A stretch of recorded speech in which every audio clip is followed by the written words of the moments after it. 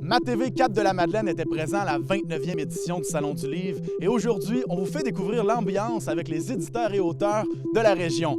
Mais avant, on s'entretient avec Mme Julie Brosseau, directrice générale de l'événement.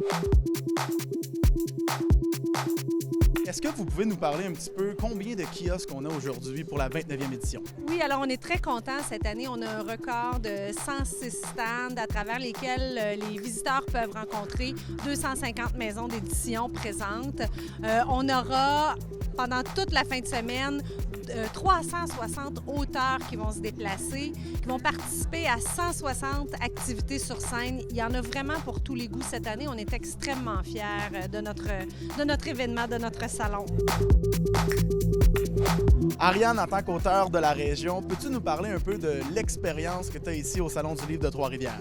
Lorsqu'on est dans le salon de notre région, une des différences, c'est qu'on va voir vraiment plein de gens qu'on connaît, y compris la famille, des collègues de travail. C'est moins des lecteurs qui nous connaissent et puis qui viennent nous voir. Et il y a beaucoup de familiers, si je peux dire, qui vont venir nous jaser ça pour toutes sortes de raisons. Alors, ça crée une sorte d'effervescence qui est très, très intéressante lorsqu'on est dans le salon de notre région. Ça, on le sent beaucoup.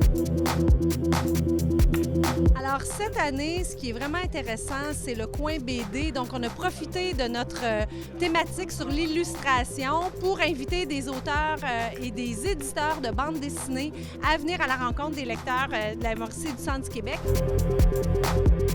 Alors, peux-tu nous parler un petit peu comment ça se déroule une journée pour toi au Salon de Trois-Rivières avec le public et ton kiosque? J'ai un horaire chargé, là. J'ai des conférences, des dessins en direct, des dédicaces, ça n'arrête pas une minute. Je prends mon métier vraiment à cœur, ça va être écœurant, j'ai hâte de rencontrer le monde. Alors, Ariane, tu as sorti un nouveau livre qui s'appelle Les cendres de Sedna. Peux-tu nous parler un petit peu de ça?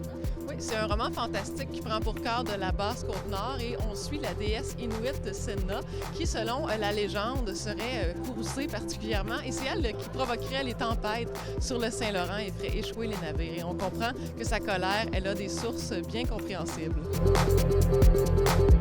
C'est un feuilleton un peu de vie quotidienne. Ça parle pas vraiment de chat, ça s'appelle Le Petit Chat, mais c'est l'histoire de deux gars qui sont comme dans mi-vingtaine, qui se passent. Ils ont la garde partagée d'un chat, mais c'est plus comme la vie de ces deux gars-là qui sont en train de sortir de l'adolescence, mais ils ont quand même 25 ans, puis comme qui cherchent un peu, là. C'est ce qui complète la 29e édition du Salon du Livre de Trois-Rivières et on vous attend l'an prochain pour la 30e. Amusez-vous bien!